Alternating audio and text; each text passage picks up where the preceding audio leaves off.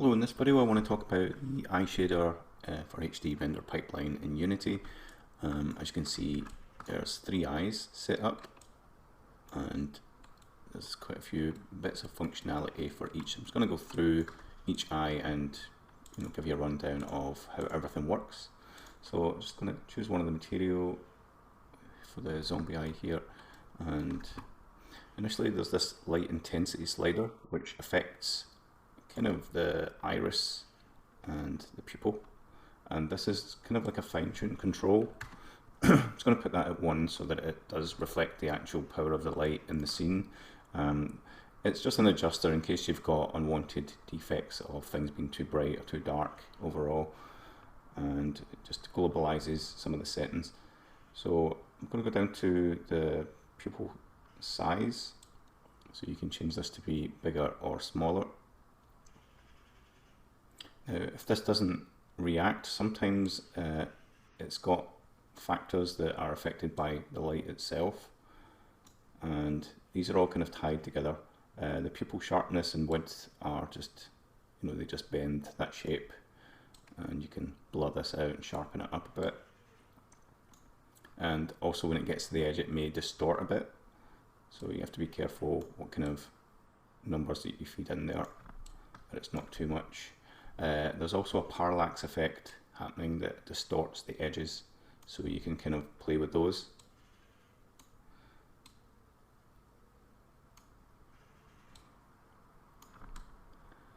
Okay, just focusing on that. So as you make this back to 1, that will become a circle again, and you can see it's quite close to the surface there. I'm going to turn off the outline. So you do want a little bit of parallax height to help push that pupil back. And that's controlled by this image here. The image has got the black area is the most power, and as it fades to grey through white, it has less effect. So it kind of bends that. But you should be able to change the pupil size. You can see it kind of throws it back inside of it, kind of like what you would expect a lens effect to do.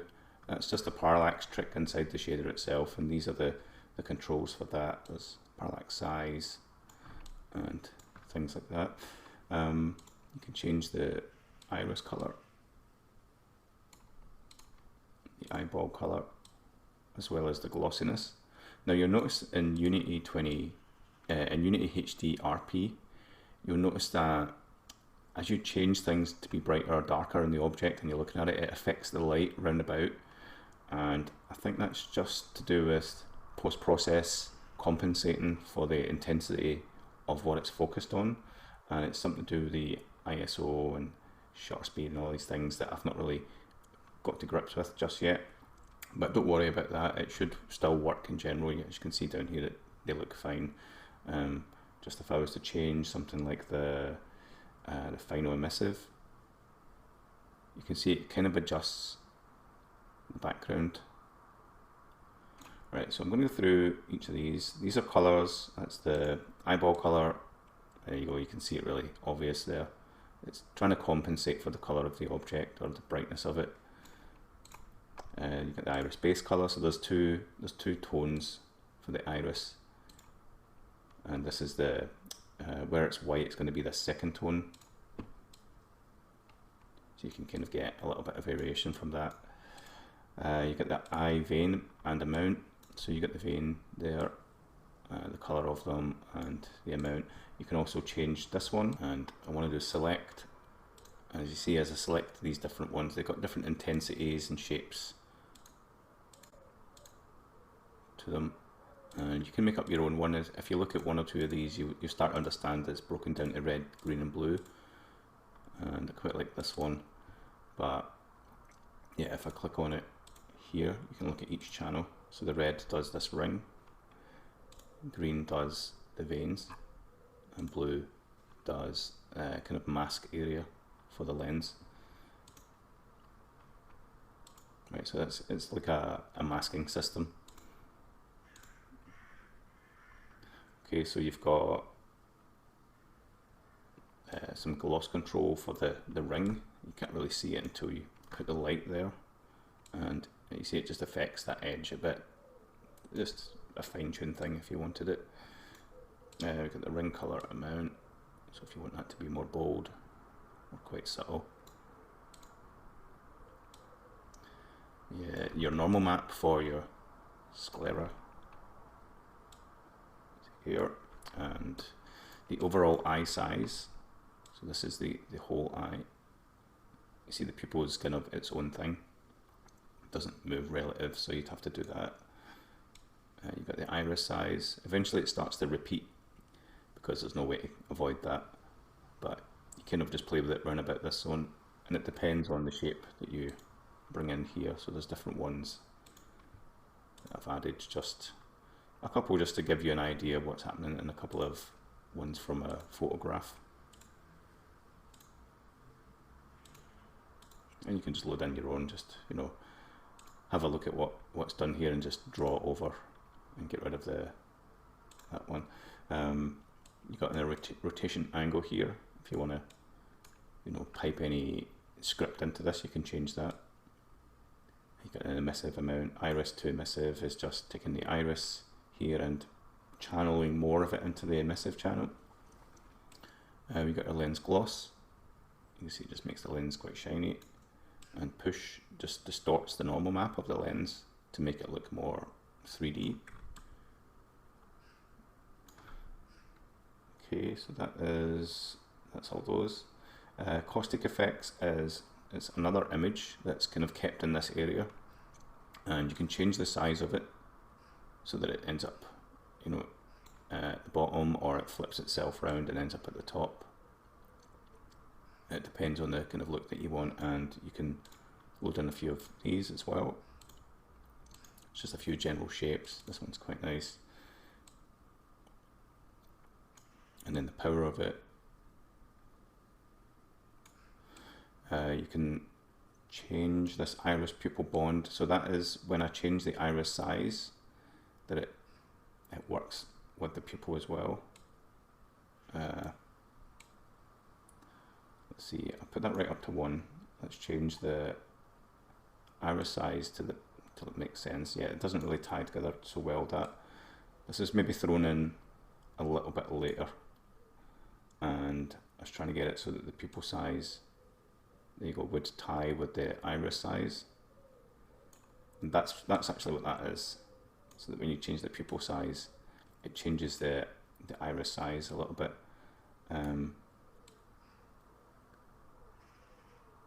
Okay, I'm going to change the iris color here to black,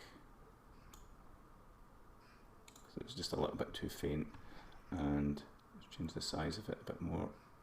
There you go, you can see it's changing the iris size, and then it, because of this bond, it's like factor, it's tying them together, so you get a little bit of movement from it. I just want to readjust that so that when I do change the pupil size, it's not as heavy. Let's just reduce it a little bit more. There's quite a lot of functionality in this because I wanted to give you full control of everything, based on you looking up close to the eye in any situation, but also working quite well at a distance. Now I may strip this down and make simpler versions of the shader as time goes by, but most people are quite happy with all these settings. Otherwise they would maybe request them, but now that they're all there, I may just make simplified versions of it, and maybe just a couple of sliders to control a couple of things instead of all this. But this was all kind of development based stuff. So pupil auto dilate factor is to do with the light. So if I was to increase the intensity of the light here, oops, that will actually have an effect on the size of the pupil. And Unity's new lighting system is it's a bit weird, and I'm still trying to like make this work well with the lighting here. So you may have to fine tune how it reacts to light. So if I go back to that and I do pupil auto dilate, I'd make that quite small. Affected by light. Amount, okay. Right, something like that. back here, and yeah, that's a little bit better. It's maybe still too strong. So like if I have it quite dark like there, I don't want it to move too much. I'm just going to go back to that to see if I can bring it back a bit. Auto dilate. Let's see if I want it to be a bit there.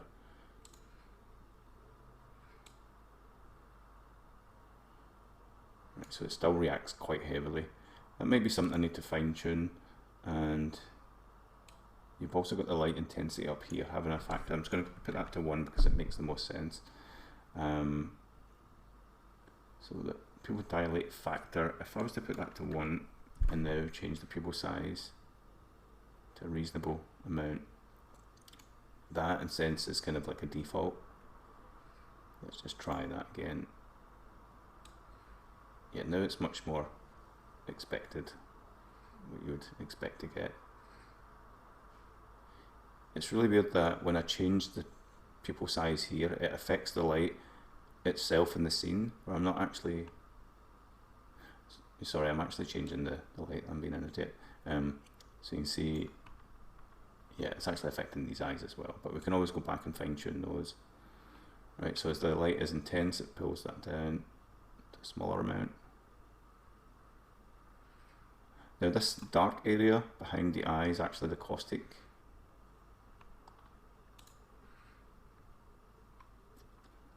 So if I change the caustic size, you can see I can fill that dark void. So that's all down to this shape. Just go back there and try select. Oh, I didn't want to do that. I'm going to change this. Okay, let's go for that soft one. Caustic size. I'm going to reduce this pupil bond because it moves way too much. And then I can change the pupil size and then the iris size to suit that kind of ideal. Okay, so that looks kind of about right. It's got that nice kind of 3D effect. It's not hyper realistic, but it's realistic enough to look good. And now if I go to the light, let's see,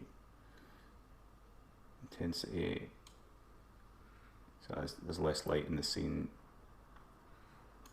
If I put that to 0, you'd expect everything to be dark, but Unity's doing this compensation thing, and I don't know, is there other lights in here? Maybe the reflection probe is having an effect on it.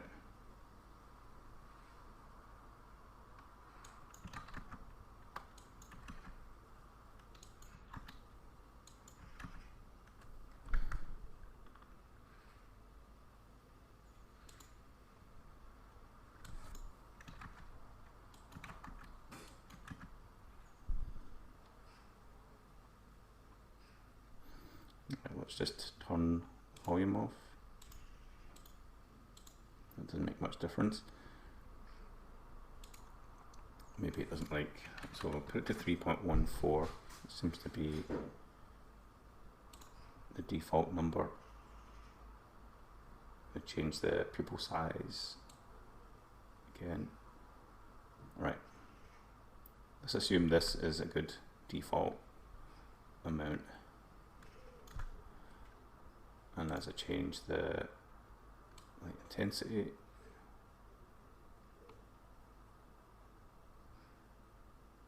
so it's affected by light when it gets brighter, but I guess the exposure settings are constantly adjusting to suit the scene. So there's some kind of automatic thing happening behind the scenes, and that's Unity's new system. That could be something to do with this exposure, the sensor, and all these things that I don't really understand just yet. Okay, so going back to the eye, let's have a look at a few other things. We got the pupil size, the width and height, if you want the kind of frog eye or cat eye. the sharpness if you want to blur that out, and the size itself.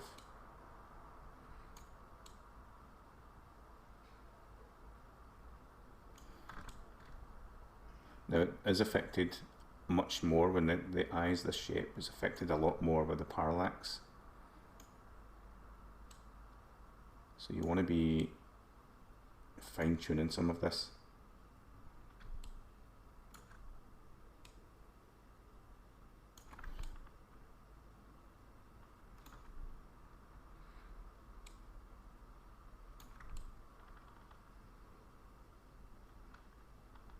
It's not the most accurate result that you get when the eye is this shape. It was quite tricky to make it work. So sometimes you will have to kind of pre-make some of these adjustments and store them somewhere. And if you wanted to go, you know, from one eye shape to the other, you could lerp between a few settings depending if you were animating it or not. You know, to kind of go between this and that. So if I put that back to 1, that's now round. And then you might want to use a little bit more parallax to push it back a bit more. That's you back to a decent size. Okay, so the colours are the most obvious thing that you're going to want to change. And you know, if you want something quite significantly unique looking, you can bring in your own mask system, your own iris. The normal map is generated using something like CP Online from the green channel here. So you can export that out to grayscale, put it into some kind of normal map generator. I think Photoshop also has a plugin, and you bring that in there and that will give you the bump for your veins. I think I just hand drew some of these, but you can also find maybe textures that you can put together and follow the same suit. The eyeball itself has a certain kind of UVs that work with the whole system, so it's important to use these eyes if you've got your own character. So there's a few other things down here that are just to do with like scattering. You can see that affects some micro scatter and the scale of it. That's just for a little bit of extra noise in the sort of eyeball itself to make it look a little bit more wet, but you don't necessarily need that. You've got subsurface from directional light, which is kind of a fake subsurface scatter, right? That just kind of fakes extra bit of subsurface to make it look waxy and kind of realistic. You've got the albedo boost, which takes the albedo colours and just kind of boost them up a bit for a certain look. Final smoothness, so it takes all the smoothness from all the different settings and just boosts it. And emissive, for any of the emissive detail, so pretty good for like more mechanical looking eyes, and you can actually make the eye itself like a light.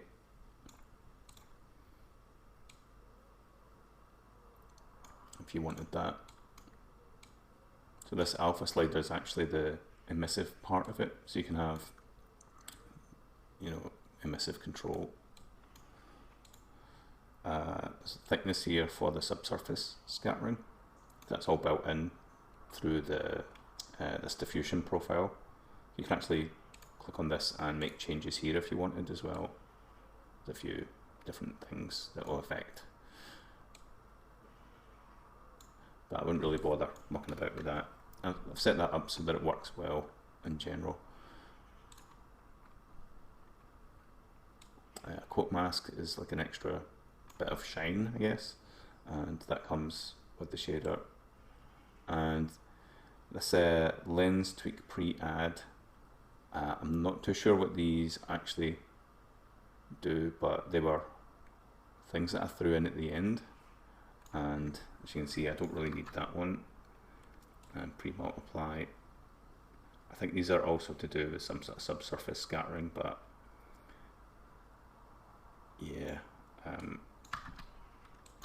if you don't want those, just set that to 0 and that to 1. But they're interesting effects in themselves. They do some weird things. Okay, so the final emissive is maybe too bright there. Just want a little bit of that. This has got a regular looking eye. Let me just make it look more zombie again.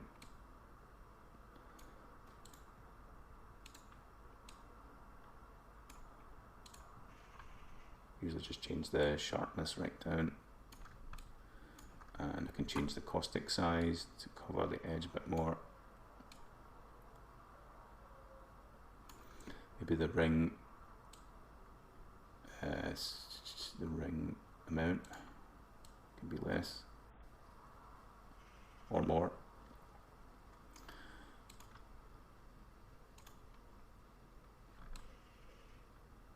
And that gives us a little bit of a zombie eye.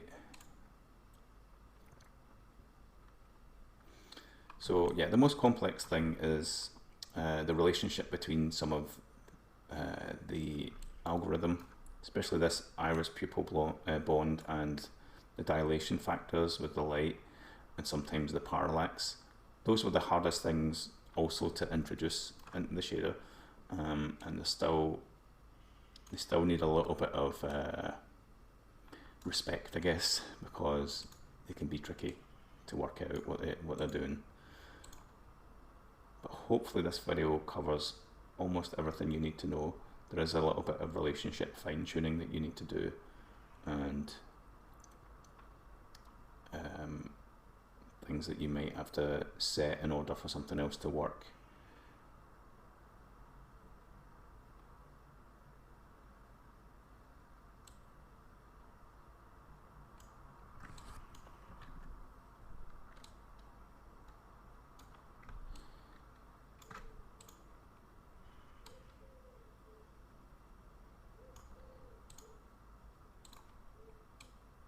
I think that's more of a kind of zombie colour.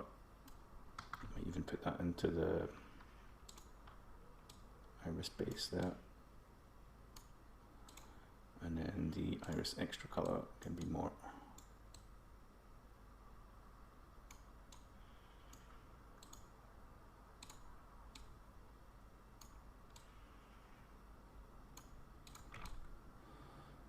You can change the vein colour, make the blood.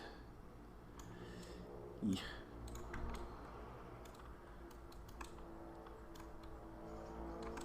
Let me just make adjustments to these eyes now because they've been thrown off by the light. So we got Irish Pupil Blonde, and that's set to 1. So it's all to do with the dilation. Pupil size.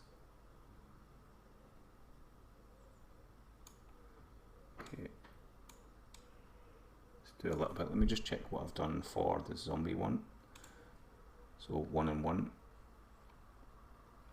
Okay, they've got different amounts. That's why 1 is way up here for this one and 1's down here, because the different factors. I've not normalized everything because yeah, that didn't quite work so easily, and I want to give you fine-tune control.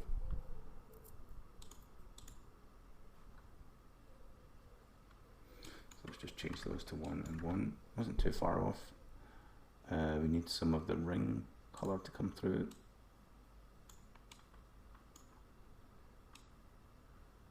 Just a little bit just to hold the edge. The iris. Now this could be parallax affecting the edge as well.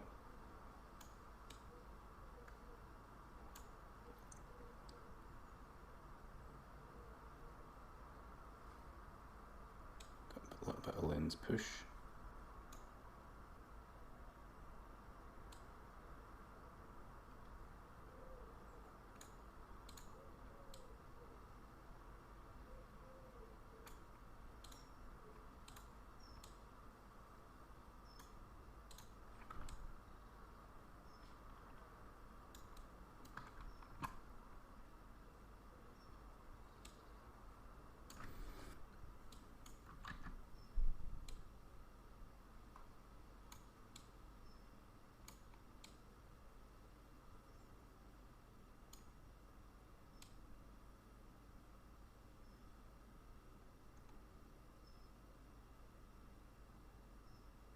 So there's an emissive factor that's used in the caustic effect here.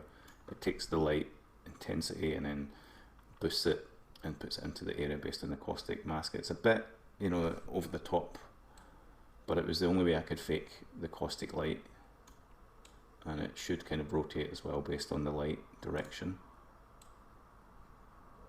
You see it's kind of rotating round, and that's also trying to fake the caustic light coming in and bouncing the other side of the iris.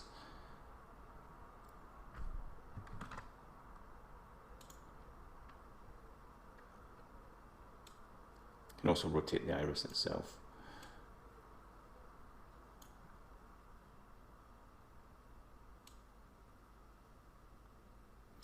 You see the iris kind of fades into black, but then the pupil kind of overwrites it, and then you've got this kind of sharpness here. You may want to fine tune that. It's weird why I'm only seeing this LOD. Maybe that LOD's better. Okay. You click on this one, it will auto LOD. As you can see, when you zoom out, it will change.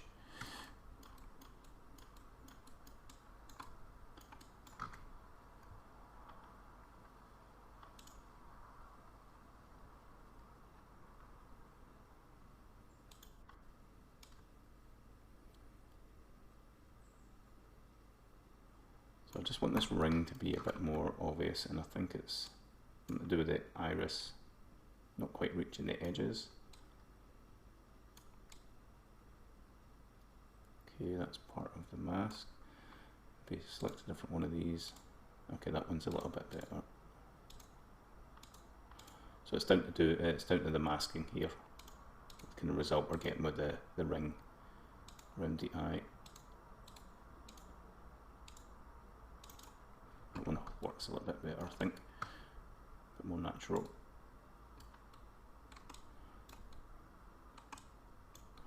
And let's just go to this one. So these will be the new default settings. I'll push this up, and it should be updated in Unity Asset Store soon. So I just want to change. I could literally just copy the settings from this one. So we can do copy material properties, paste material properties, and now we can just change the colors. So it's going to be the brown eye. As simple as that, really. There's a couple of colors you can change to make it a little bit stronger.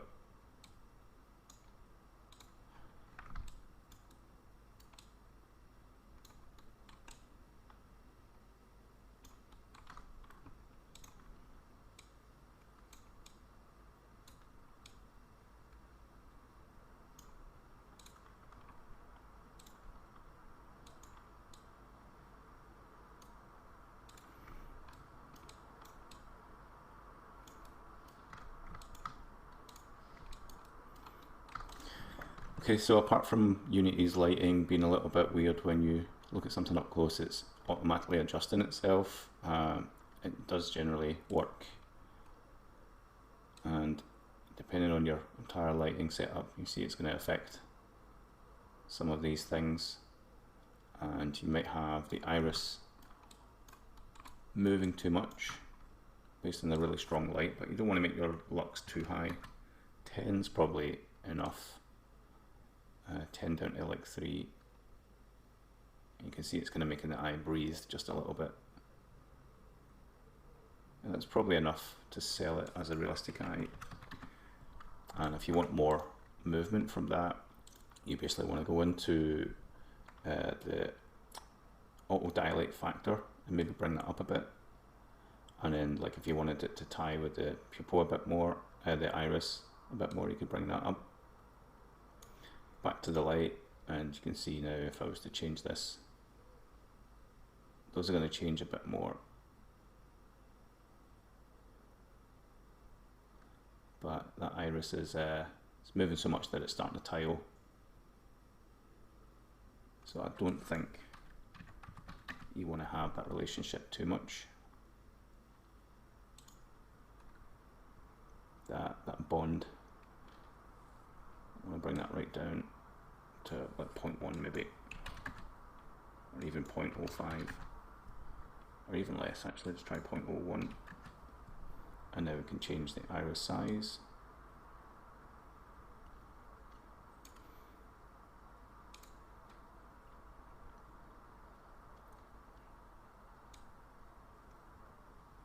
There you go, it doesn't move the iris as much now.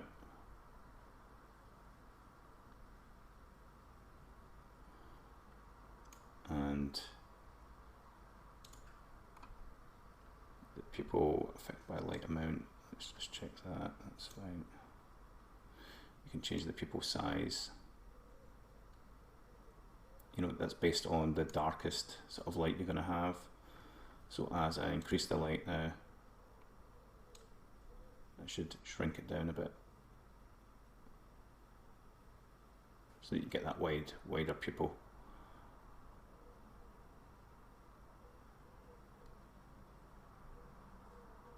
And because the iris itself has got this dark patch in the middle, we don't really see the effect of that. But if we swap out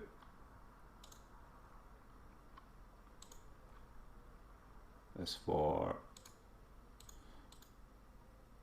trying to find something that's got just a full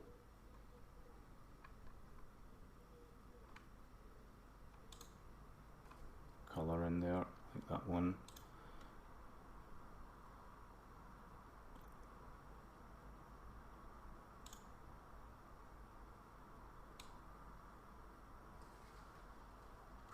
Yeah, it's probably down to the caustic effect, to be honest.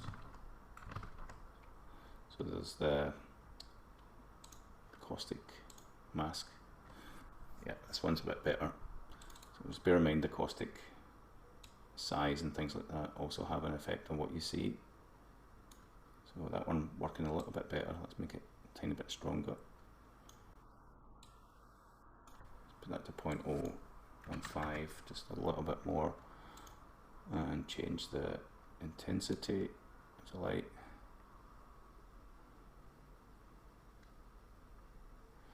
You can see that working a little bit better.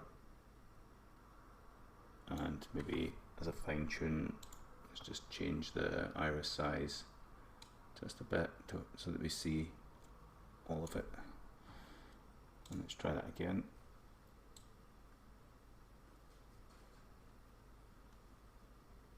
If I want that iris to move faster with the pupil size affected by the light, it's that bond that you want to change. So let's go for 0.3. You see it already adjusts. So let's try that. Intensity. It's moving a bit more. I'm just going to go back again and increase the sharpness. Pupil size, pupil sharpness, just a bit like that. Let's also increase the bond to 0.6. You can see I'm almost at the edge now. I need to be careful that I don't have it repeat. I can always readjust the iris size to give me a bit more leeway with that. Okay.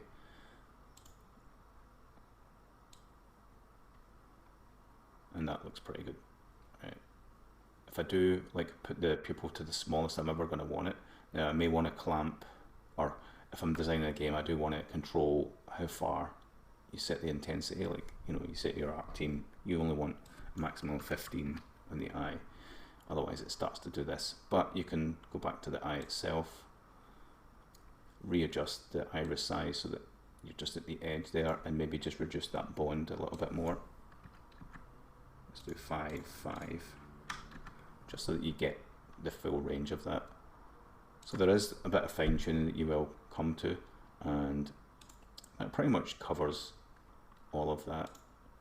Let me just bring that back to 3.14, and that's finally a decent looking eye setup. So I'll save this out, and you can use any one of these as a starting point. And if you've watched this video, you'll know pretty much everything you need to know in depth wise. And there is a few relationships here that you will have to get used to. The parallax being affecting the pupil, and some other things. Some relationship here with the iris bond and the pupil size.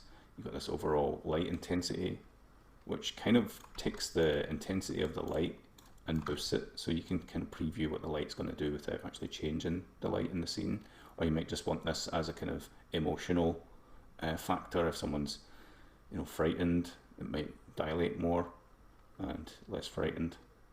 But you want to change that pupil size if you want to go even wider. So let's just put that up to like almost full. Let's see, before it breaks. Around a bit there. Now it's getting affected a lot by parallax, and you have to be careful with that. You can change a couple of these things and they'll kind of fine tune it. Let's just sharpen it up a bit more as well. Right, there's no way your pupil is going to go that size unless it's like nighttime and pitch black, but let's just assume that size, and then as the light gets brighter. And then there's the dilate factor, which increases the amount that it moves as you go through these, so it goes even smaller. So that's actually a good full range right there. Someone really frightened or shocked or excited, and then maybe the sun's so bright that's making their pupil dilate. And if you do want the shape change, just be wary that it's tied in with the pupil size. And then if you were to dilate that, it may not be what really happens in a cat's eye when it dilates. It doesn't really get smaller like that. So you may want to have your own system if you're going to use a cat's eye where it changes the size and the width together, kind of in a mathematical relationship. But that's really a customized effect. I may make scripts up that do that later, that you can attach to the eye and give you a different control over this, so you don't have to change the shader itself. But yeah, I may look into that now that things are starting to come together. Okay, so sorry for the very long video. I know that it's quite a lot to take in with so many functions, but I did want to give you an eye shader that gives you full control and as realistic as possible without taking away the fun game factor that you might want to make this really kind of cartoony and still work the same. So I'll give you all these different controls for realism and semi-realism and even cartoony, but I will make variations of this shader now that it's starting to stabilize a bit. So let me know if there's any more issues, and get in touch by email. My email is me@robertramsey.co.uk. I'll put a little link in the description, and yeah, get in touch. It's available on Unity Asset Store and a few other places, but it's pretty much completed now. It's part of the Human Shader Pack, where I also sell skin and hair shaders, and yeah, these should hopefully solve that kind of control that you need for your custom characters. Thanks for watching. Bye for now.